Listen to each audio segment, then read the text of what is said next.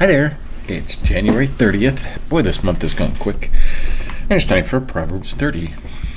Now, we're done with the Proverbs of Solomon. These are the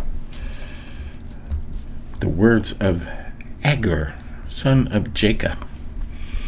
And originally, this Agur was writing this to two other people, which could have been his students. And they left that out of a lot of translation. It is in the New American Standard. You say this man declares to Ithiel and Ukal, which nobody knows who those two people are, or even who Agur was for that matter. But we'll leave that out, and we'll begin with the words of Agur. I don't know how you say that. The words of Agur, son of Jacob, the oracle, or the burden. The man declares, I am weary, O God, and worn out. Surely I am too stupid to be a man. I have not the understanding of a man. I have not learned wisdom. Well, let's go for here. I'm going to bring the NIV up over here.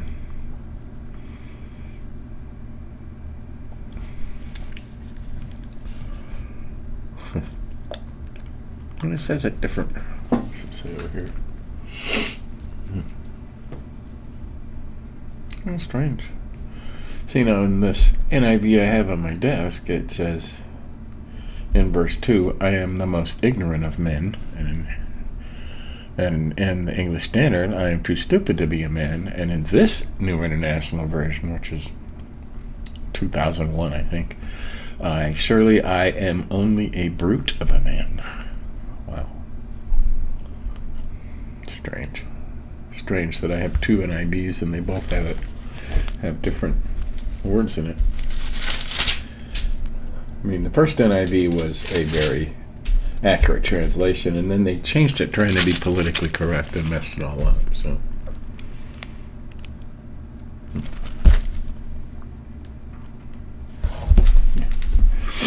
strange. Anyways.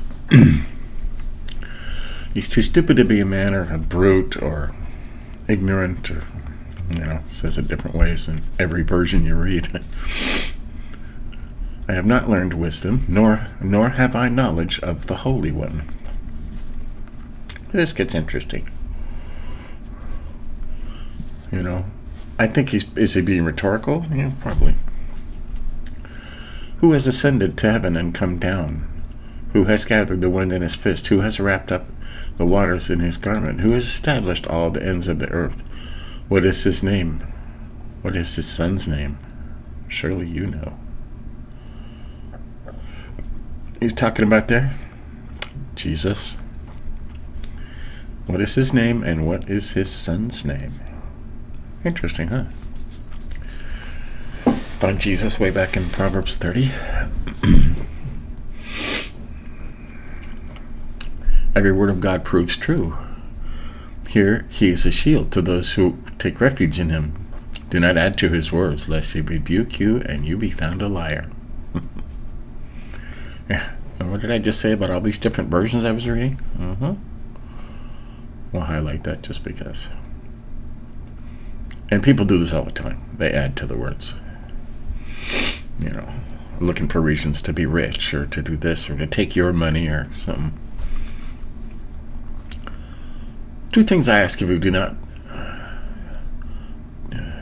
deny them not to me before I die. Do not refuse me before I die. Feed me with the food that is needful for me, lest I be full and deny you and say, who is the Lord? Or lest I be poor and steal and profane the name of my God. Here, let's read that again. Two things I ask of you, deny them not to me before I die. Remove far from me falsehood and lying. Give me neither poverty nor riches. Feed me with the food that is needful for me, lest I be full and deny you, and say, who is the Lord? Or lest I be poor and steal and profane the name of my God. Okay? Well, that's kind of important. Okay, let's read that over in the NIV.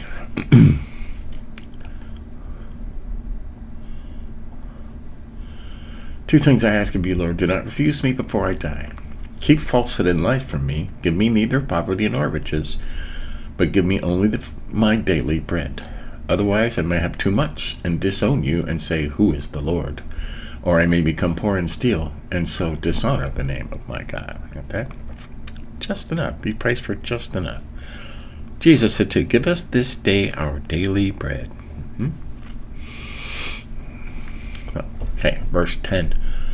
Do not slander a servant to his master, lest he curse you and you be held guilty. Or you'll pay for it.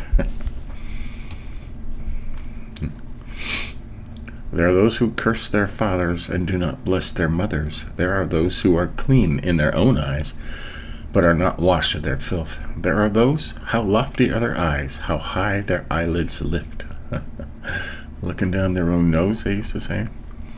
There are those whose teeth are swords and whose fangs are knives, to devour the poor from off the earth, the needy from among mankind. There are those. You got that? There is a generation, it also says. Wow. Does it say generation in here? That's 11. There are those. But it does say in the thing, those is also, there's also a generation. Verses 12, 13. Instead of those. A generation, that's interesting. That is interesting. Let's make that green. Green. Yeah. There are those who curse their fathers and do not bless their mothers. There are those pure in their own eyes. They are not, and yet they are not cleansed of their filth. There are those whose eyes are ever so haughty, whose glances are so disdainful, those whose teeth are swords, and those whose jaws are set with knives to devour the poor from the earth, and the greedy from among mankind, and the needy from among mankind. Yeah. You could probably find a generation that fits in this, huh? Well, 15. The leech has 2 daughters, give and give. Give, give, they cry. 3 things are never satisfied. 4 never say enough. How do they do this? 3 and then 4. Weird. Sheol, the barren womb. The land that is never satisfied with water, the desert. And the fire that never says enough. Right? The fire never says enough.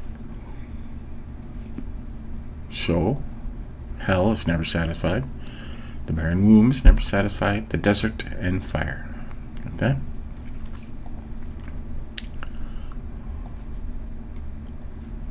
And we'll just, hey, what was that?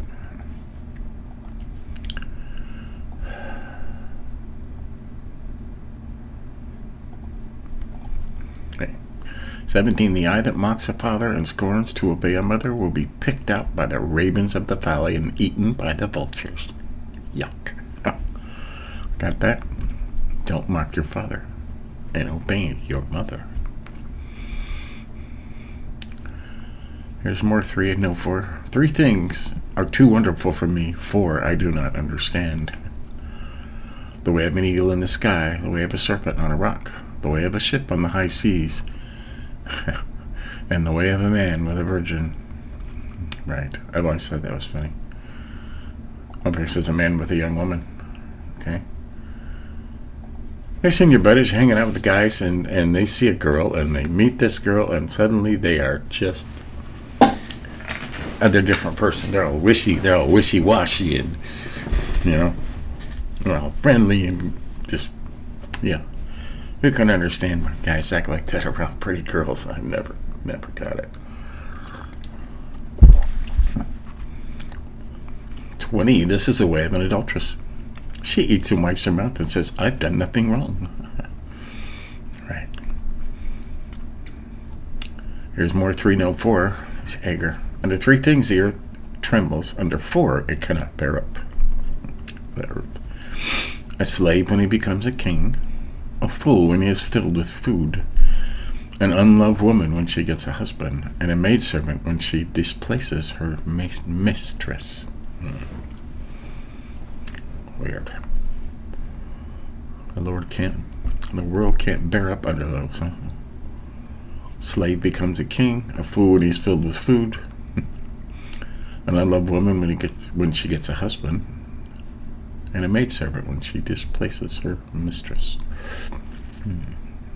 Weird. 4 things on the earth are small, but they are exceedingly wise. 4 things, right? He likes that number 4, doesn't he? The ants are a people not strong, yet they provide their food in the summer. The rock badgers are a people not mighty, yet they make their homes in the cliffs. The locusts have no king, yet all of them march in rank. Right? The lizard you can take in your hands, yet it is in kings' palaces. Here's more 3 now. For 3 things are stately in their tread, 4 are stately in their stride. The lion which is mightiest among beasts, and does not turn back before any. The strutting rooster, the male goat, and a king whose army is with him.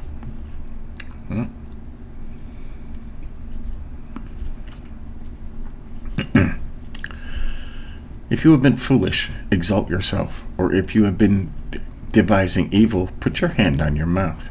Keep your mouth shut. For pressing milk produces curds, pressing the nose produces blood, and pressing anger produces strife. Got that? So, these are the sayings of Agur. I didn't highlight a whole lot in here. Well, most of it Solomon said, but I do like this right here.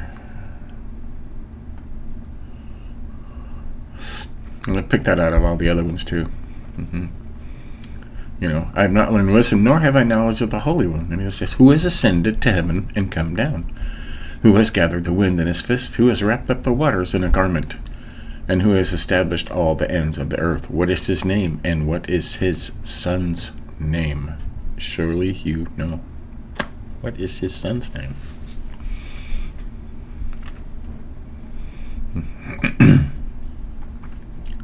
Interesting, huh? We highlighted verse 6 just because you should. Do not add to his words, lest he rebuke you and you be found a liar. All right. And 2 things I ask of you. Do not refuse me before I die.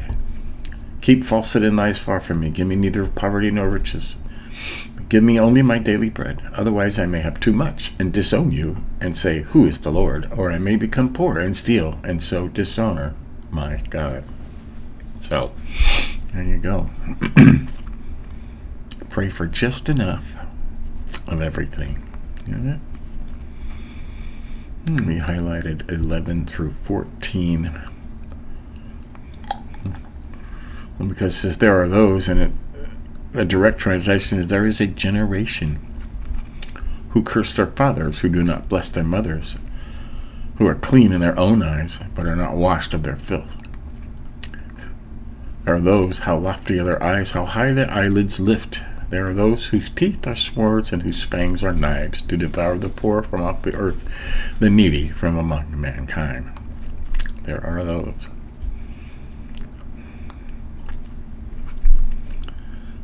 There are those people that hate the poor, and Jesus loved the poor, and God always loved the poor. So, 3 things are never satisfied. 4 never say enough. Sheol or hell is never satisfied. The barren womb, a land that never is satisfied with water, the desert, and a fire that never says enough. Right? As long as the fire has fuel, it's gonna burn.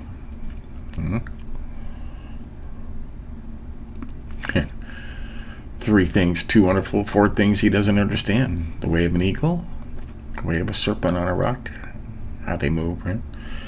The way of a ship on the high seas, and the way of a man with a virgin or a young woman. I just like that. 4 things are small. And that's all we highlighted for Proverbs 30. Tomorrow we will finish it with Proverbs 31, which is actually an old nursery rhyme, believe it or not. And it's called an acrostic poem. And acrostic poems are like books on the ABCs. A is for apple, B is for bear, C is for candy, and D is for dog. Okay. It completely loses that in the translation, of course, but in the original, in 31, where it talks about wives, it was originally an acrostic poem going in order of the letters of the Greek alphabet. But still good stuff, even though it's just a very old poem. It wasn't written by Solomon. It's just a very old poem. So that's Proverbs 30. Only one day left, and we'll start a new version. Stay tuned later and we're going to start Exodus in our year through the Bible in 1 year today. So until then, good. Be humble. Remember, pray for just enough. See you next time.